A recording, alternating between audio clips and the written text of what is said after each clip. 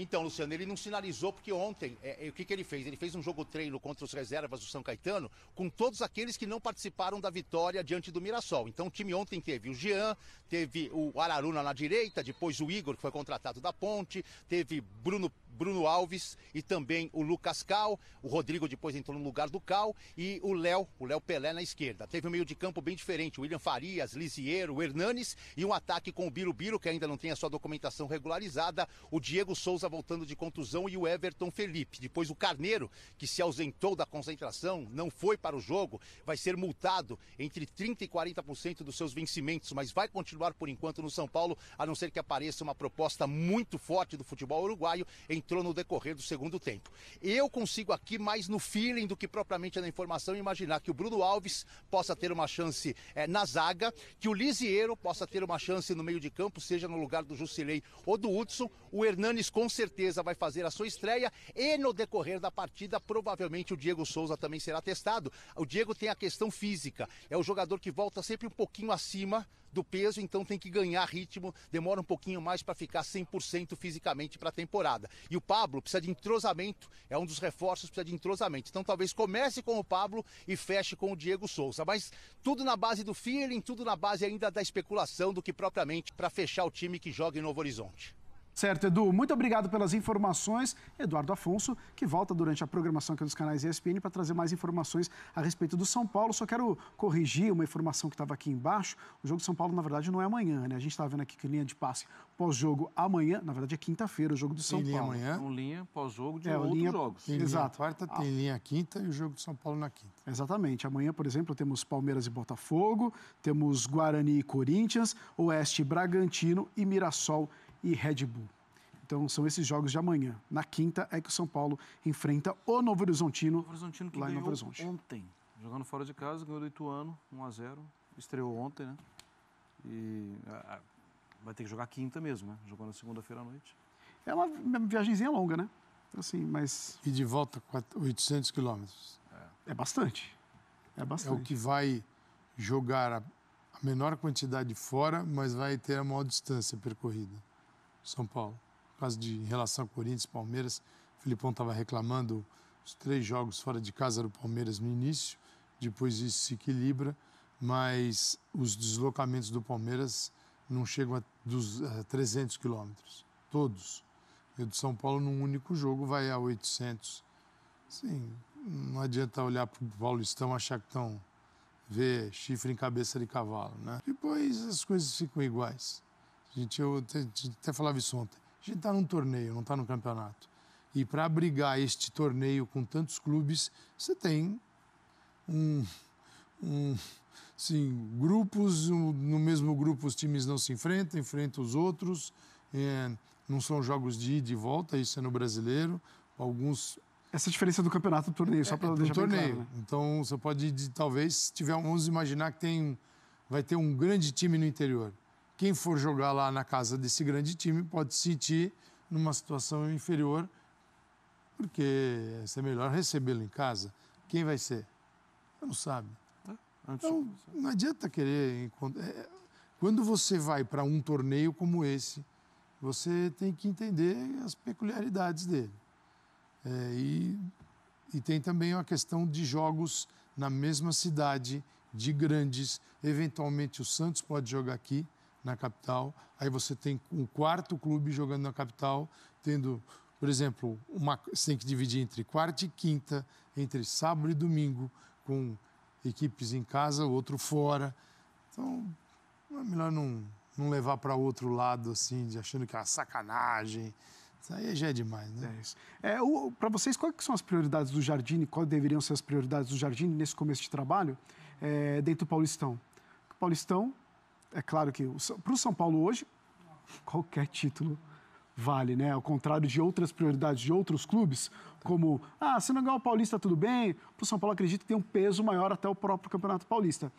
E dentro desse trabalho do Jardine, que está começando agora, né? A gente deixando os jogos do ano passado para lá e começando agora com o Florida Cup e tudo mais, quais seriam as prioridades agora? Porque a gente fala de Pablo, tem a questão de entrosamento. A gente fala de Hernanes, ritmo de jogo, entrosamento também, por mais que esteja voltando. Testar novas peças. Como vocês veem as prioridades para os argentinos? Quais deveriam ser? Eu distancio da questão de conquista. Distancia? Para mim é encaixe e confiança. Encaixar e assimilar uma ideia, treinar. O treinamento é muito importante. Muito importante.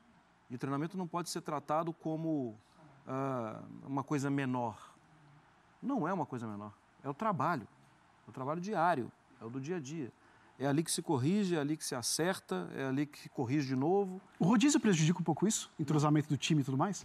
Para mim, não. Porque você não precisa treinar 11 jogadores. Você tem que treinar todos.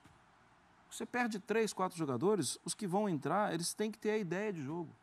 Ah, mas eles não jogam juntos. Eles estão lá treinando, eles sabem o que tem que fazer. Então, tratar o treinamento como a possibilidade de encaixar. O jogo como a possibilidade de ter confiança.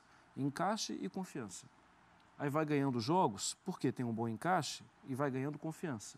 Daqui a pouco chega a disputa da Libertadores, da fase eliminatória da Libertadores, você já tem encaixe maior e possibilidade maior de arriscar, confiança, moral, astral. Então, para mim, faixa, título, taça, isso pode vir aí.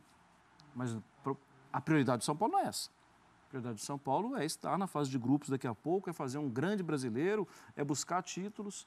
E isso não vem. Vem aleatório, vem. De vez em quando vem.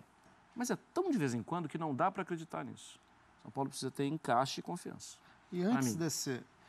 E você priorizar esse encaixe, esse ajuste como time, esse acerto coletivo, por enquanto, também não significa que você vai abrir mão completamente do Campeonato Paulista, porque o campeonato é longo. Então, mesmo que você queira dar ao estadual um peso maior do que ele deveria ter no ano, mas a gente sabe que esse peso é dado principalmente na hora de questionar, de pressionar. Então, mesmo que você queira olhar dessa forma, se o time for trabalhado nesse período para chegar mais forte ou chegar mais montado, mais ajustado para o confronto, que de fato vai ser mais determinante para a temporada, que é a fase preliminar da Libertadores, dá tempo de recuperar no Paulista também. Então não tem que criar fantasma se começarem a aparecer tropeços agora. Mas a gente sabe que a repercussão geralmente não é tão sóbria assim, tão tranquila assim. Mas a prioridade do São Paulo, para mim, não resta a menor dúvida. É preparar da melhor forma o time para a disputa de uma fase preliminar de Libertadores que vai ser determinante. Óbvio que é melhor para a preparação você se preparar vencendo do que perdendo. Isso é óbvio, porque aí vem a confiança, aí vem o respaldo, que faz diferença num ambiente como esse. Agora, se você tiver, e aí é importante você ter uma capacidade de avaliação crítica e técnica. Eu estou falando você como dirigente do clube. De você saber determinar pelo treinamento que tem coisa boa sendo feita ali. Mesmo que o resultado no primeiro momento não venha. Porque, como a gente já falou várias vezes, existe um déficit de preparação física. E aí você tem que primeiro compensar a parte física para depois compensar a parte tática e técnica. E aí tudo vai juntar. Mas quando tudo vai estar junto? Daqui a algumas semanas. Por enquanto é impossível. Não só para o São Paulo, para todos os clubes.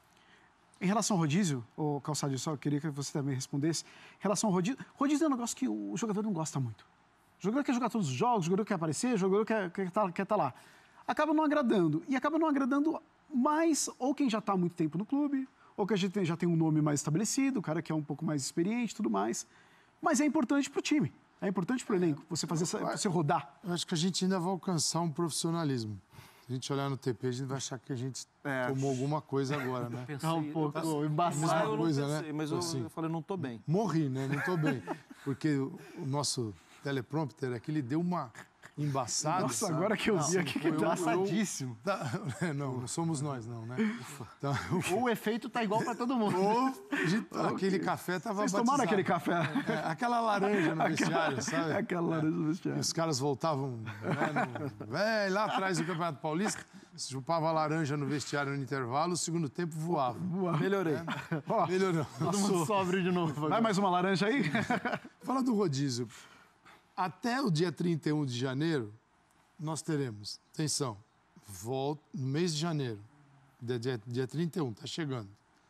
Volta para pré-temporada, volta das férias, pré-temporada, feita nos Estados Unidos, boa parte dela, e 4 jogos oficiais pelo Paulistão. Gente, não estamos falando de futebol profissional. Isso é futebol amador. Não é. Quem é que pode me dizer não? Isso é futebol profissional? Não.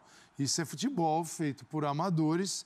A gente classifica como profissional, tem dinheiro envolvido, mas a estrutura do poder, ela é amadora. Organização. A organização ela é amadora. Vamos chamar de amadora para definir.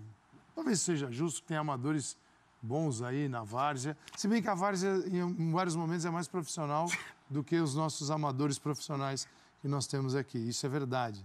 Né? Se a gente conversa com companheiros que tem times na várzea aqui, eu jogo, o negócio é sério. Organizado. Não é essa zona aí, não. É Cartola brasileiro, presidente de federação. Não chega perto da várzea, principalmente em São Paulo, que ela é organizadíssima.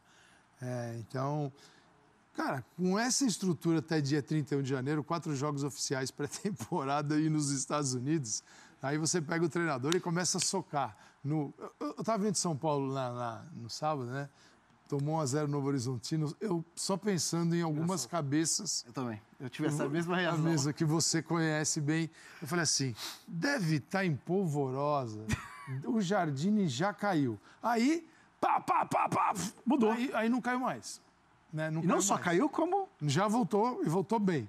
Então, cara, aí a estrutura é amadora, a visão nossa também aqui no dia a dia é amadora, e o torcedor não entende isso, que é preciso entender a relevância desse campeonato, que é um grande treinamento que derruba treinadores nos treinamentos. Você derruba no treinamento. Então não dá para levar assim tão sério.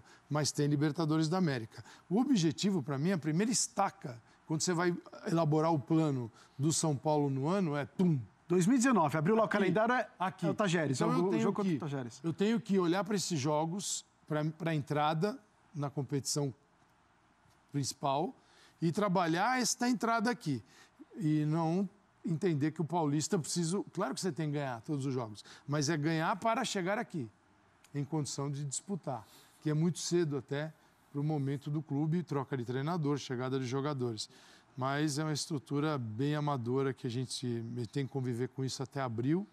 Para o jornalista esportivo que tem assim, um pouquinho mais de consciência, né? Que entende assim, esse fardo é pesado, porque você tem que levar. Cara, quando tinha coluna em jornal, cara, até abril era um drama. Porque você não pode chegar na segunda-feira e comentar os jogos do domingo. Cara, a coluna é desse tamanho para um joguinho desse tamanho. Então você começa, né, dar aquelas viajadas e tal, e chega uma hora que você não aguenta mais. Ontem eu falei aqui, eu brinquei aqui no início do programa, que eu tinha uma promessa para o programa da primeira rodada dos estaduais, que era eu ia passar o programa inteiro sem tirar nenhuma conclusão dos jogos do fim de semana. Porque é impossível. Não tem como. A gente no Futebol na Veia, eu falei ontem, você imagina janeiro de 2017? Ontem era dia 21. Hoje é 22. Hoje é 22. No dia 22 de janeiro de 2017, o que estávamos falando do Corinthians de Fábio Carille? Tá? O ano estava morto. Aí ele terminou campeão brasileiro. É isso, a quarta força e tudo mais. E agora a gente vai tirar conclusões sobre o Corinthians, o Palmeiras, o Flamengo, o Inter, o Grêmio. Então, na primeira semana. Não dá, né? Não dá. Só um detalhe sobre o que você falou do rodízio, é que, além de tudo isso, eu acho que a gente tem que tomar cuidado com as definições no uso de na forma de encarar certas expressões. Porque o rodízio existe uma predisposição muito grande para rejeitar a ideia de rodízio. Mas aí, se dá certo, vira genial. Se não dá certo, você quer derrubar todo mundo. Aí, se o Filipão troca o time inteiro e dá muito certo na reta final do campeonato, ele não está nem fazendo rodízio, ele está trocando time A por time B. E é um gênio por causa disso. E só para deixar claro, não estou criticando o Filipão, não. Estou criticando a diferença na forma de olhar para ideias que são parecidas. Se para um caso vale, por que para outro a ideia não vale? Antes mesmo de você definir se está funcionando ou se não está funcionando. Eu não vejo problema em você alternar times. Não acho ideal você trocar o time inteiro. No ano passado funcionou porque o Palmeiras é um caso à parte. Primeiro, o trabalho do Filipão foi muito bom. E segundo, que o elenco do Palmeiras é um elenco muito forte, fora da realidade do futebol brasileiro. Era até confortável para gestão do ambiente do clube fazer esse tipo de coisa. Você não precisava lidar com o desconforto de um ou outro, porque era o time inteiro saindo e um time inteiro entrando. Mas quantos podem fazer isso? Então, exatamente, ninguém pode fazer isso. Quem trabalha com 11, O futebol brasileiro trabalha basicamente com 11. 11. Não. Tem mais do que 11. Tem 11. Tanto que a nossa loucura por tem que ter a escalação. 2 dias antes, o treinador não deu escalação. Quer dizer, a gente não consegue trabalhar no futebol sem a escalação. Não, mas como? É o time. Mas você tem que analisar o time, as possibilidades, por que não... Se você não tem escalação, parece que não tem time, não tem jogo. E a escalação, às vezes, é uma coisa difícil até para o treinador. Quando você tem só 11, ou você não tem o 12º, o 13º, fazer o rodízio é assim, é uma queda de um prédio de 5 andares, entre um time e outro. Aí o Felipão tem uma vantagem. Talvez ele consiga fazer até um 3º bom. Sim, nessa temporada consegue. Nessa temporada, Que é o né? que o Flamengo está tentando, né? Ter um segundo bom, né? Mas que ainda está longe de ter o segundo E é essa mudança de percepção que eu acabo brincando e até ironizando em alguns momentos, porque ela pode ser usada como elogio ou como crítica de acordo com a conveniência, né, do momento. E aí você acaba tirando conclusões. Por exemplo, quando o time passa a rodar, o Palmeiras com o Roger era criticado e a primeira crítica não tem um time definido. Sim. Né? Porque era muita gente. Muda o técnico. Eu não vou nem entrar no mérito de que, obviamente, os jogadores passaram a render muito mais depois da troca do Filipão. Isso é fato. E ele Mas não é por isso. Mas ele tentou o quê? Fechar no time, fazer rodar aquele, encontrar o primeiro. Sim. E ali as coisas se complicaram. E essa coisa de você não ter um time definido não necessariamente é um sintoma de que vai dar errado. Quer um exemplo? O Atlético de Madrid, quando foi campeão espanhol com o Simeone, passou mais de 40 rodadas sem repetir a escalação. Alguém chegou e falou, tem um problema aqui, não tem um time definido, ninguém sabe quais são os 11. Não, mas tudo depende da conveniência. Se está dando certo, a ideia é ótima. Se deu errado, a ideia é péssima. Ter o time e não a definido utilização. É uma coisa, ter ideias o melhor é ter as ideias bem definidas. O Felipão conseguiu, nessas trocas, ter a mesma ideia, o mesmo conceito. Claro, variando um pouquinho, se o jogador, o que o Daverson é capaz de entregar e o Borja. Mas a ideia individual, é individual, mas a ideia de jogo não é assim que de um time para o outro, como aquele Real Madrid 2 temporadas atrás, acho que tinha o time B tinha Isco, Lucas Vasquez, Rames, Morata. o Pepe era já daquele time. Era do time. Era um baita time e era diferente do time de Cristiano, Bale, Benzema, mas conseguia jogar. E era bem legal de ver. Era bem legal de ver. Que se discutia na Espanha qual estava mais legal de ver. Era mais legal de ver. Então, orçamento, tempo, o 11, a nossa visão de futebol que precisa melhorar. Nós temos uma visão bem atrasadinha. Todos nós, inclusive na mídia esportiva, e isso passa para o torcedor, porque a gente também não ajuda a entender. O Dorival Júnior, no ano passado, teve que acelerar. Começar a trazer titular para jogar Diego Souza. Diego Souza veio muito antes do que deveria. E isso atrapalhou o São Paulo depois. Tudo por quê? Porque na estreia ele usou a garotada e quase derrubaram por causa disso. Derrubaram o São cara. Bento. Então, a conta chega. Depende da hora que você quer pagar. Se quiser, é melhor pagar no início. Tem gente que prefere pagar no meio da temporada quando chega o Brasileirão. E aí, tocha. Vamos para o nosso primeiro intervalo, fã de esportes. A gente vai para o nosso primeiro intervalo, lembrando que tem mais um clássico londrino aqui nos canais ESPN, Chelsea, Tottenham. Vão se enfrentar, pois é, né? Vários clássicos aí no decorrer das semanas, dessa vez pela semifinal da Copa da Liga Inglesa. A gente vai para um rápido intervalo e já volta.